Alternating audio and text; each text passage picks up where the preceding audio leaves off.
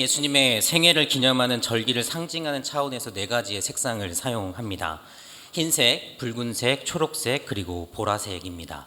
그런데 이 중에서 보라색은 1년에 2차례 사용하는데, 하나는 부활절이 오기 전인 사순절이고, 다른 하나는 저희가 지금 보내고 있는 이 성탄절이 오기 전인 대림절입니다. 그런데 신기하게도 예수님의 생애에서 사순절과 대림절은 정반대의 상황을 보여주는 절기입니다. 대림절은 주님의 생명이 탄생하는 것을 기다리고 기념하는 절기입니다. 반면에 사순절은 죽음을 향해 갈 수밖에 없는 예수님의 사명을 묵상하는 절기이죠. 탄생과 죽음, 생명의 시작과 생명의 끝이라는 양극단에서 이 보라색이라는 동일한 색상을 사용하고 있는 겁니다. 이는 탄생과 죽음이라는 정반대의 상황을 영원한 생명의 관점에서 역설적으로 통합하고 있는 우리 기독교의 진리를 잘 보여주고 있습니다. 왜 태어나자마자 죽음을 이야기해야 할까요?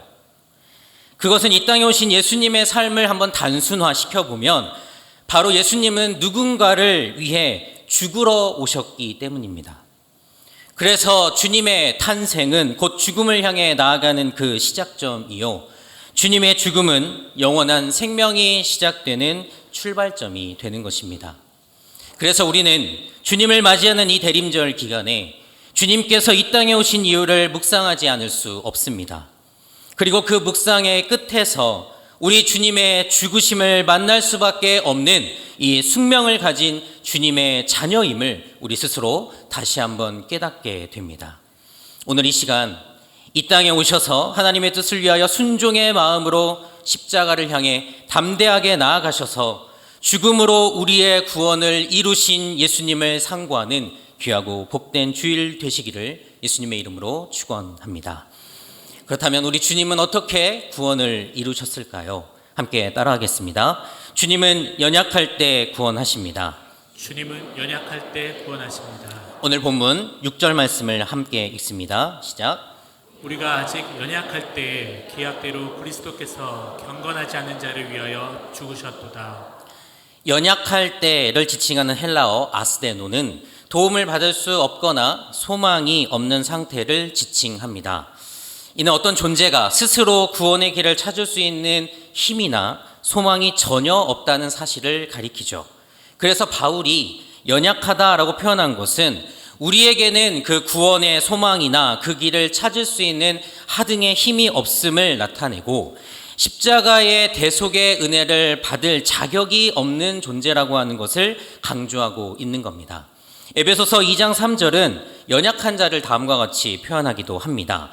전에는 우리도 다 그 가운데서 우리 육체의 욕심을 따라 지내며 육체와 마음에 원하는 것을 하여 다른 이들과 같이 본질상 진노의 자녀이었더니, 예수와 구원과 거리가 먼 인생들, 육체의 욕심을 따라 그것이 원하는 것을 함으로 본질적으로 하나님의 진노를 피할 수 없는 상태, 이것이 연약한 상태입니다.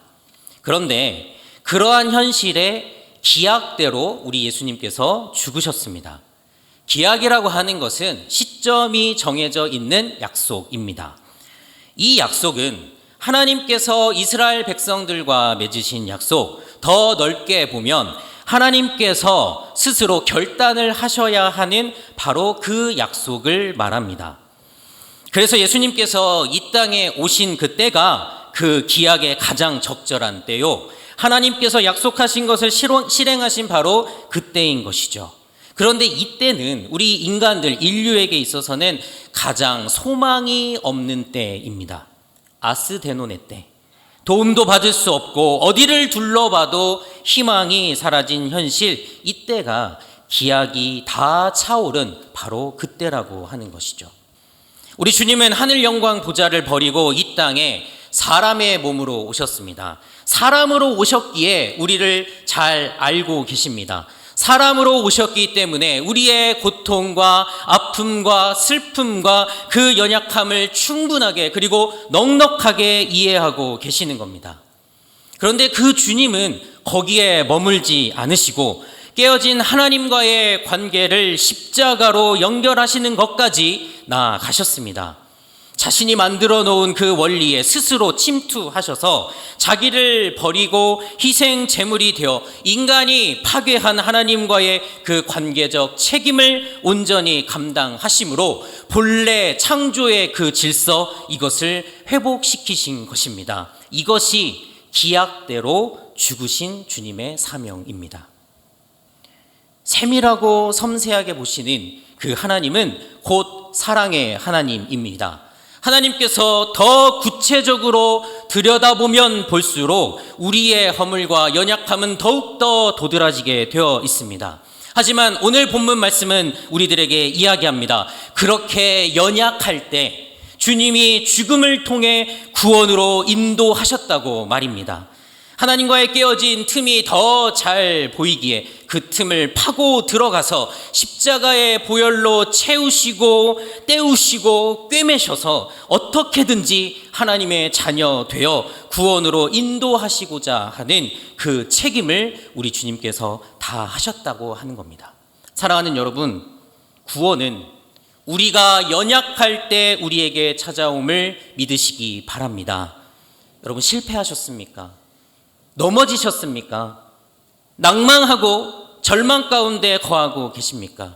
하나님께서 비춰주시는 그 빛에 비춰보니 허물투성이라 부끄러워서 주님 앞에 나아갈 자신감을 잃어버리시지는 않으셨습니까? 그렇다면 사랑하는 여러분, 지금이 바로 구원을 받을 적기임을 믿으시기 바랍니다. 마가복음 1장 15절 이렇게 기록합니다. 이르시되 때가 찼고 하나님의 나라가 가까이 왔으니 회개하고 복음을 믿으라 하시더라. 섬세하고 책임을 다하시는 예수님이 연약하고 부족한 여러분에게 찾아오십니다. 이때를 놓치지 마시고 영원한 생명 되신 예수님을 온전하게 받아들이셔서 여러분 가까이 찾아온 그 하나님의 나라를 통해 구원의 기쁨 누리시는 여러분 모두가 될 수 있기를 예수님의 이름으로 축원합니다. 함께 따라하겠습니다. 주님은 죄인 되었을 때 구원하십니다. 주님은 죄인 되었을 때 구원하십니다. 오늘 본문 8절 말씀 함께 읽겠습니다. 시작. 우리가 아직 죄인 되었을 때 그리스도께서 우리를 위하여 죽으심으로 하나님께서 우리에 대한 자기의 사랑을 확증하셨느니라. 이 8절 앞에 있는 7절에 보면은 의인이나 선인을 위한 죽음이 간혹 있다고 말하고 있습니다. 뛰어난 사람 중에는 평범한 사람의 능력으로는 행하기 힘든 일을 하는 사람도 간혹 있다는 것이죠. 하지만 바울은 그러한 사람들도 죄인을 위해서 기꺼이 목숨을 내놓기는 쉽지 않다라고 대조적으로 밝히고 있는 겁니다. 과연 누가 죄인을 위해서 죽는 그 억울한 죽음을 기꺼이 담당하려고 할 것인가? 이게 바울이 갖고 있는 질문이었죠. 그런데 그 질문에 대한 답이 분명합니다. 바로 예수님입니다. 예수님은 그 억울한 죽음을 선택하셨습니다. 인간은 하나님 앞에서 죄인입니다. 여러분들이 어떠한 특별한 범죄를 저질렀기 때문에 죄인이 아니라 인간은 유한한 존재로서 본질적으로 한계를 가지고 있기 때문에 무한하시고 완전하신 하나님 앞에서는 저절로 죄인이 됩니다. 그런데 그 하나님께서 죄인을 대신하여 죽음을 선택하셨다는 사실입니다. 왜 그러셨을까요? 바울은 이것을 한마디로 정리합니다. 바로 하나님의 사랑입니다. 하나님께서 이 땅에 오신 이유는 인간 안에 하나님의 형상 곧 하나님의 흔적이 있기 때문입니다. 하나님은 당신의 흔적이 묻은 그 인간을 아무 조건 없이 사랑하십니다. 어떠한 조건을 보고 인간을 사랑하시는 것이 아니라 인간이라는 존재 안에 하나님의 형상이 담겨 있기에 그저 하나님은 그 사람이 사랑이 된 것입니다. 그런데 그 하나님의 흔적이 남아있는 그 인간들이 죄로 인하여서 죽음의 종말을 맞이할 수밖에 없는 그 현실을 우리 하나님께서 마주하셨을 때 그 하나님의 마음은 어떠하셨을까요? 만일 여러분의 자녀들이 위기에 처해 있을 때 그 현실을 뒤집을 수 있는 방법이 있다면 우리의 모든 것을 걸고서라도 우리는 그 방법을 사용하려고 할 겁니다. 하나님께서도 이 현실을 뒤집을 수 있는 유일한 방법을 사용하셨습니다. 그것이 바로 하나님께서 친히 자신이 제정하신 그 대속 방법의 희생 제물이 되어서 죽음으로써 속죄하는 것이었습니다. 그리하여 하나님 자신이 가지고 있는 이 절대성을 포기하고 유한한 인간의 삶으로 임하셨던 것이죠. 이것이 오늘 우리 가운데 오신 임마누엘, 성육신하신 예수님의 삶이자 하나님의 마음인 것입니다. 성육신은 우리에게 축복과 감사죠. 우리의 입장에서 보면은 이 성육신은 기쁨과 감사입니다. 하지만 하나님의 입장에서 보면 이것은 뼈를 깎는 고통이죠. 여러분, 낙폭이 크면 클수록 고통은 배가 됩니다.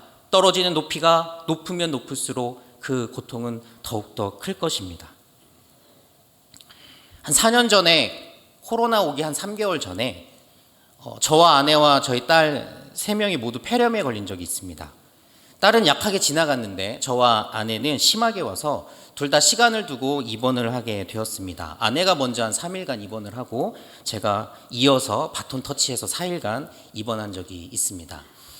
직원 혜택이 있어서 저희는 세브란스에 입원하게 되었는데, 아내는 평범한 병실에서 3일간 치료 잘 받고 퇴원을 했습니다. 그런데 제가 들어갈 때에 1인실이 없었습니다. 이 폐렴은 전염성이 강하거든요. 그래서 따로 격리를 해야 하는 상황이라서 되도록 1인실 배정을 하는데, 제가 이제 입원을 해야 되는 그 상황에서 병실이 없었던 것입니다. 열은 막 40도를 오르락내리락 하고 기침에 두통에 몸살에 정신을 차릴 수가 없는 상황이 계속되고 있었습니다. 그런데 갑자기 아내가 이 정신없는 저한테 찾아와서 1인실이 생겼다고 말을 하는 겁니다. 그곳은 바로 세브란스 병동 VIP 병동이었습니다.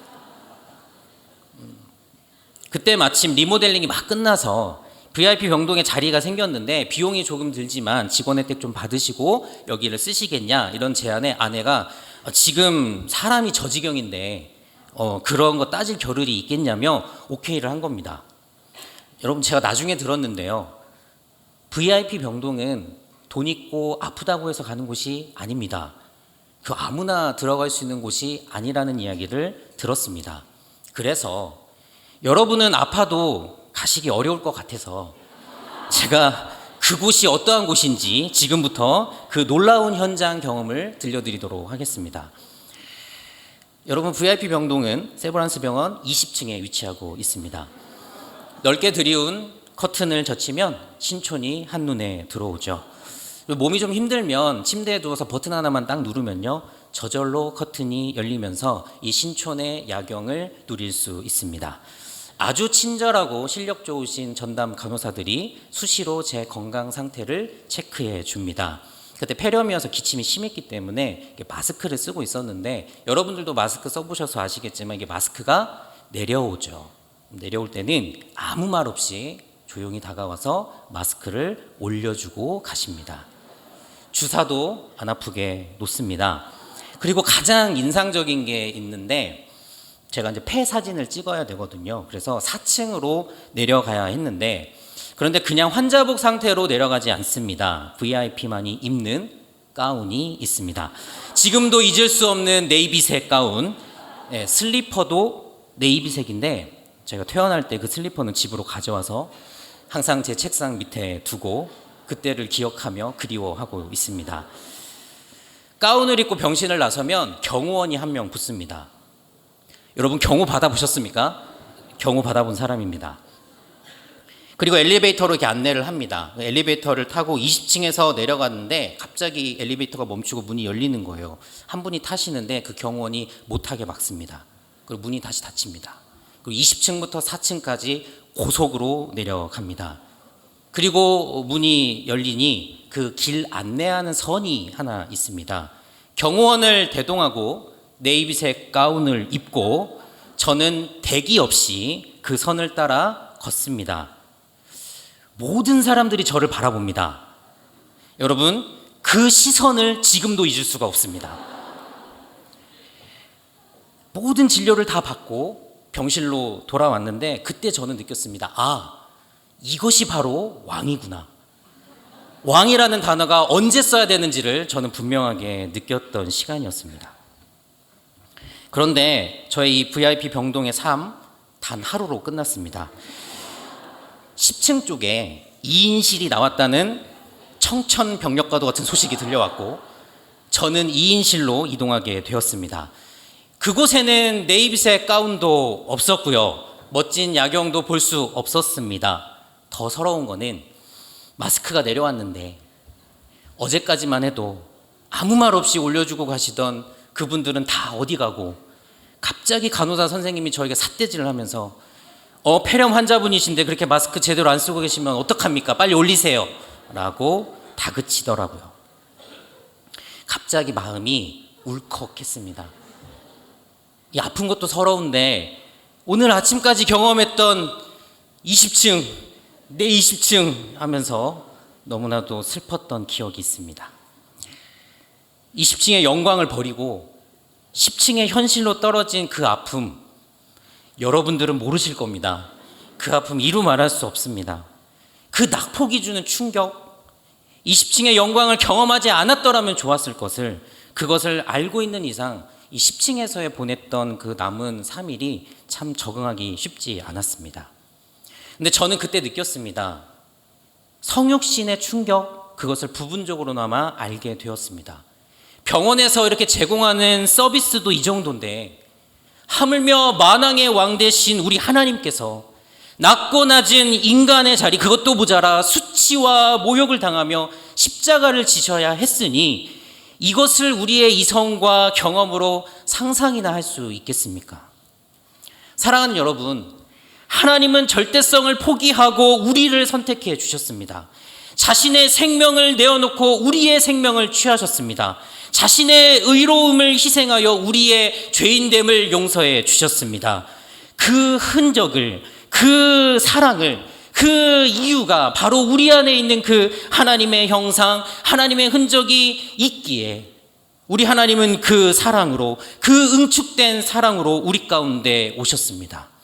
이 진짜 사랑, 이 진짜 사랑에 감사하며 깊이 감격하는 귀하고 복된 여러분들의 삶이 될 수 있기를 예수님의 이름으로 축원합니다. 따라하겠습니다. 주님은 원수 되었을 때 구원하십니다. 주님은 원수 되었을 때 구원하십니다. 오늘 본문 10절 말씀 함께 읽겠습니다. 시작. 곧 우리가 원수 되었을 때 그의 아들의 죽으심으로 말미암아 하나님과 화목하게 되었은즉 화목하게 된 자로서는 더욱 그의 살아나심으로 말미암아 구원을 받을 것입니다. 아멘. 세상을 창조하신 창조주 하나님과 피조물 사이에는 두 가지의 거리가 존재합니다. 하나는 물리적 거리입니다. 일반적으로 창조주는 피조물의 밖에 있습니다. 왜냐하면 창조주가 피조물보다 크기 때문이죠. 그래서 창조주는 피조물을 포함하거나 피조물 밖에 거하게 됩니다. 여기에서 필연적으로 발생하는 것이 물리적인 거리입니다. 그런데 창조주와 피조물 사이엔 또 하나의 거리가 존재하는데 바로 영적 거리죠. 처음에는 하나님과 피조물 사이에 이 영적 거리감이라고 하는 것이 존재하지 않았습니다. 하지만 죄로 인하여서 하나님과 만물 사이에 영적인 거리가 발생하게 되었습니다. 특별히 이 물리적 거리는 어쩔 수 없이 존재하지만 하나님의 형상대로 지음받은 인간과의 영적 거리감은 없었던 그 하나님과 인간 사이에 죄가 자리를 잡으면서 하나님과 인간이 서로 멀어지게 된 것이죠. 이 거리를 좁히기 위해서 하나님이 결단하셨는데 바로 하나님이 인간이 되어 이 땅 가운데 침투하시는 겁니다. 그 물리적 거리를 좁히시는 거죠. 이것을 일컬어서 골로새서 1장 20절은 이렇게 표현을 하고 있습니다. 그의 십자가의 피로 화평을 이루사 만물 곧 땅에 있는 것들이나 하늘에 있는 것들이 그로 말미암아 자기와 화목하게 되기를 기뻐하심이라.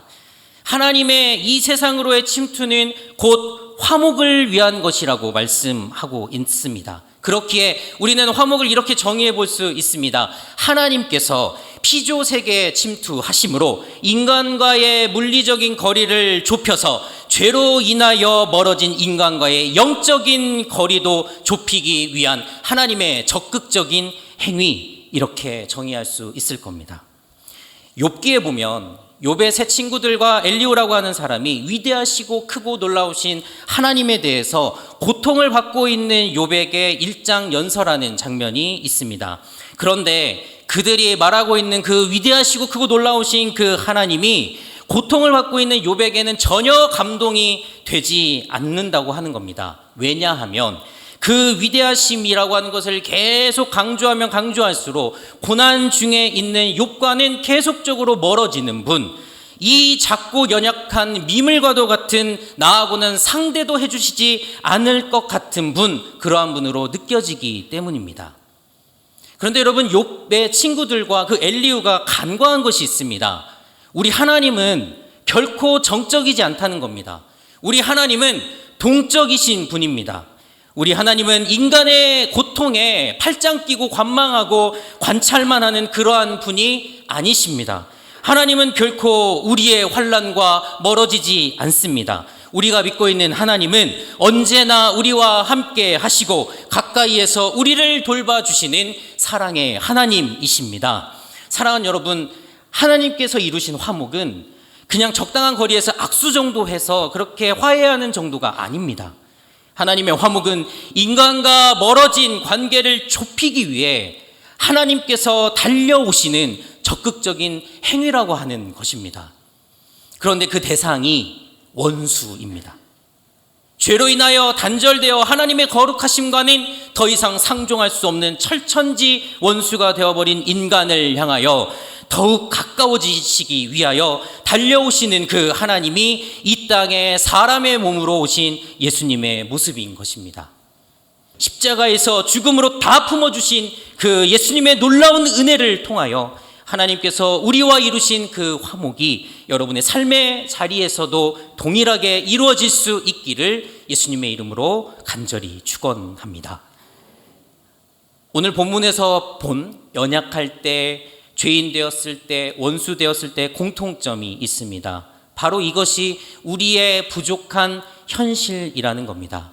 그런데 은혜가 되는 것은 예수님은 이 부족한 현실 속에 우리를 위하여 죽음을 불사하고 하나님의 뜻인 그 구원을 이루셨다는 사실입니다. 사랑하는 성도 여러분, 우리에게는 이러한 예수님이 계십니다. 여러분들이 믿고 계신 신은 이러한 분이십니다. 이 짧은 설교 시간에 다 표현할 수 없는 정말 놀라운 분이 우리 예수님이십니다. 그분이 저와 여러분의 하나님임을 믿음으로 고백하기를 예수님의 이름으로 축원합니다. 생명과 죽음의 이 역사를 통합하셔서 구원으로 관통하는 그 신앙이 여러분 모두의 신앙이 될 수 있기를 바랍니다. 특별히 이번 한 주간 구원자 되신 우리 주님을 깊이 묵상하시고 만나는 귀하고 복된 주간 되시기를 예수님의 이름으로 축원합니다.